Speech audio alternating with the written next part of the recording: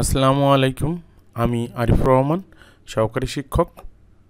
আমি আজকে আপনাদের যে বিষয়টি দেখাবো সেটি হচ্ছে প্রাথমিক শিক্ষার্থীদের উপবৃত্তির তথ্য হালনাগাদ আমরা কিভাবে করতে পারি সেটি আমি আজকে আপনাদেরকে দেখাবো।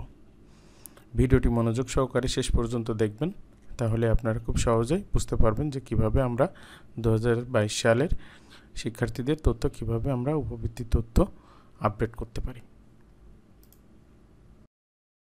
প্রথমে আমরা গুগলে যাব। গুগলে গিয়ে pesp.finance.gov.bd এটা লিখলে আমাদের এখানে pesp.finance.gov.bd প্রাথমিক শিক্ষা উপবৃত্তি কার্যক্রম, এই সাইটটিতে আমরা ক্লিক করব। সাইটটিতে ক্লিক করার পর আমাদের যে পেজটি আসবে সেটি হচ্ছে এরকম।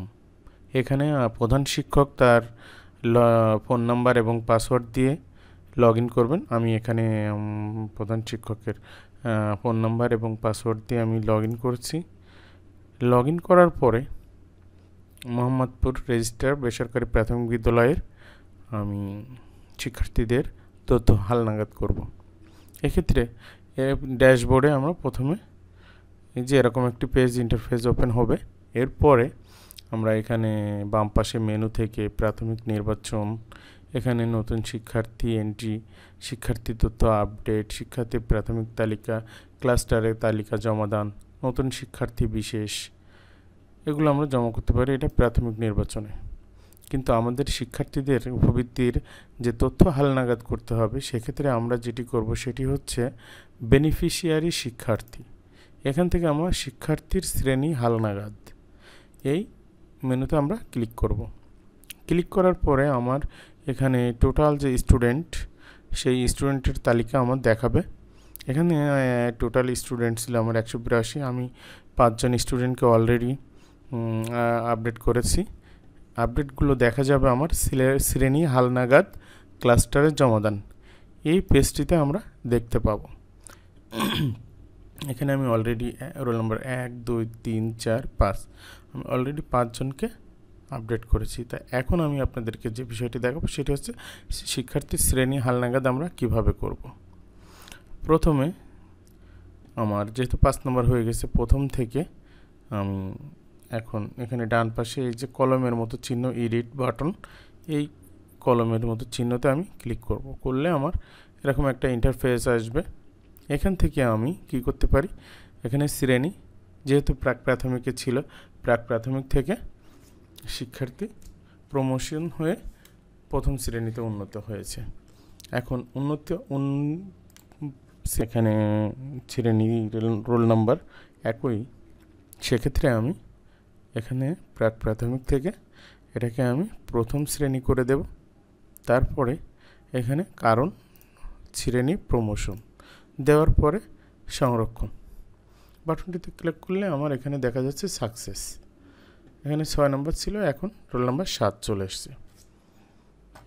এখন যেটি করব সেটি হচ্ছে আমরা দেখব যে এই যে রোল নাম্বার 6 এটাকে করলাম, এটা কোথায় গিয়েছে। শ্রেণী হালনাগাদ এখানে এই যে 6 নম্বর, আগে আমাদের ছিল 1, 2, 3, 4, 5 পর্যন্ত। এখন আমি আরও একটা করে দেখাচ্ছি। এখন রোল নাম্বার 7 ওকে, এডিট অপশনে যাব, প্রাক প্রাথমিক থেকে প্রথম শ্রেণী দেব, তারপরে কারণ নির্বাচন করব আমরা শ্রেণী প্রমোশন, এখান থেকে সংরক্ষণ, সাকসেস। এখন আমরা শ্রেণী হালনাগাদ ক্লাস্টারের জমাদান পেজে যেয়ে দেখি, এখানে এই যে রোল নাম্বার 7 চলে এসছে।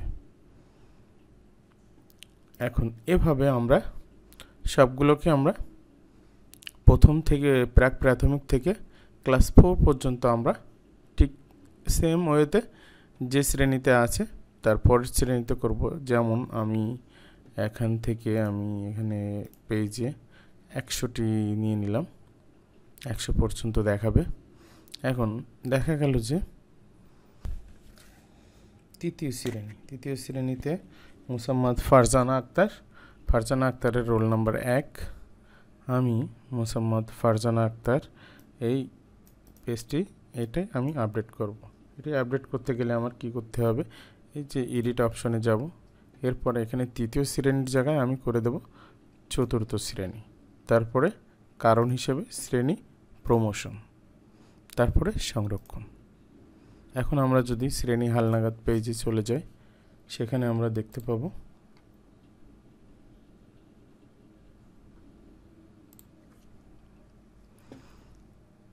মোসাম্মদ ফারজানা আক্তার, চতুর্থ শ্রেণী, রোল নম্বর 1, শ্রেণী পুরাতন, তৃতীয় শ্রেণী।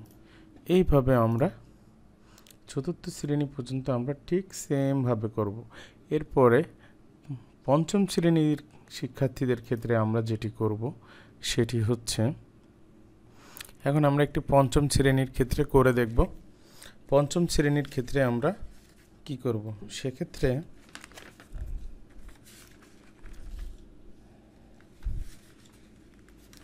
পঞ্চম শ্রেণীর রোল নাম্বার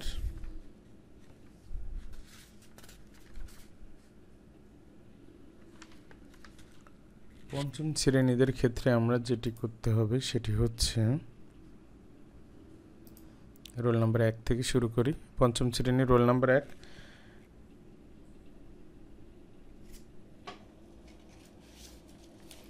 মার্জিয়া ইয়াসমিন।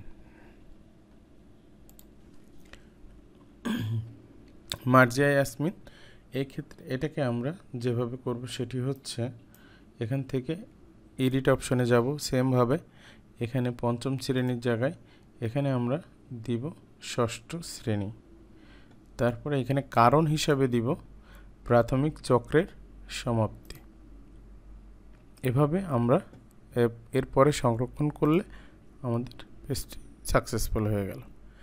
এভাবে আমরা পঞ্চম শ্রেণীদের ক্ষেত্রে, পঞ্চম শ্রেণীতে যারা আছে সে সকল শিক্ষার্থীদের ক্ষেত্রে আমরা এভাবে শিক্ষার্থীর তথ্য আপডেট করব।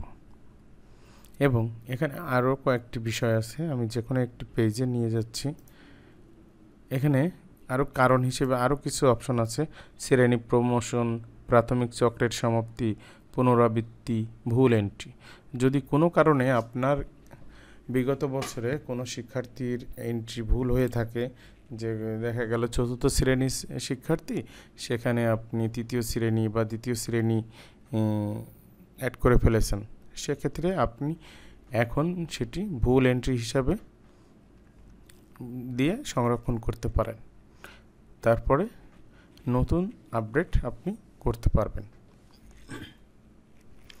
এছাড়াও পুনরাবৃত্তিদের ক্ষেত্রে, যারা পুনরাবৃত্তিতে সেম একই শ্রেণীতে আছে, তাদের তথ্য ঠিক যেমন চতুর্থ শ্রেণীর 35 রোল নাম্বার, এই শিক্ষার্থী যদি পুনরাবৃত্তি হয়ে থাকে তাহলে এখান থেকে কোনো কিছুই পরিবর্তন করা লাগবে না। এখান থেকে শুধুমাত্র আমরা পুনরাবৃত্তি অপশনটা সিলেক্ট করলেই আমাদের হয়ে যাবে, তারপরে সংরক্ষণ দিতে হবে। আশা করি বিষয়টি বুঝতে পেরেছেন। এরপরের যে অপশনটি সেটি হচ্ছে শ্রেণী হালনাগাদ। শ্রেণী হালনাগাদে আপনি সবগুলো সিলেক্ট করা হয়ে গেলে তারপরে এখান থেকে একবারেও আপনি টিক দিতে পারেন, আবার একটি একটি করেও সবগুলোকে টিক চিহ্ন দিয়ে ক্লাস্টারে পাঠান। সবগুলো সিলেক্ট করে ক্লাস্টারে পাঠান। এই বাটনে ক্লিক করলে আপনার সমস্ত তথ্যগুলো, আপডেটকৃত তথ্যগুলো, সমস্ত তথ্য আপনার ক্লাস্টারে চলে যাবে। এরপরে চাহিদা হিসেবে আপনি তখন অনুমোদিত চাহিদা আসলে ক্লাস্টারে জমা দেওয়ার পরে অনুমোদিত হলে তখন অনুমোদিত চাহিদা হিসেবে আপনার এখানে এই বাটনে আপনাকে দেখাবে। যেহেতু এটা গত বছরে 182 জন ছিল, সেই 182 জনের চাহিদা এখানে দেখাচ্ছে।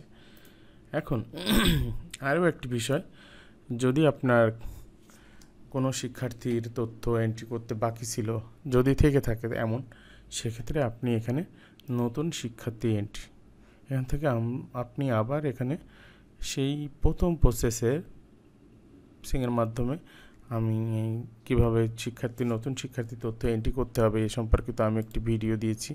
ভিডিওটির লিঙ্ক আমি ডিসক্রিপশন বক্সে দিয়ে দিব, আপনারা ভিডিওটি দেখে নেবেন। আমি আর এটি নতুন করে দেখাচ্ছি না, তবে আশা করি ভিডিওটি আপনাদের ভালো লেগেছে। ভালো লাগলে অবশ্যই ভিডিওটি লাইক করবেন এবং শেয়ার করে আপনার সহকর্মীদেরকে দেখার সুযোগ করে দিবেন এবং চ্যানেলটি সাবস্ক্রাইব করতে ভুলবেন না, কারণ একটি সাবস্ক্রাইবই আমার চ্যানেলটিকে একটি অনেকের মাঝে আমি যত কিছু জানি আর কি, সেগুলো আপনাদের মাঝে যদি আমি জানাতে পারি, সেটা আমার অনেক পাওয়া, এবং আপনারাও সেটা উপকৃত হবেন বলে আমি আশা করি। সকলকে ধন্যবাদ। আসসালামু আলাইকুম।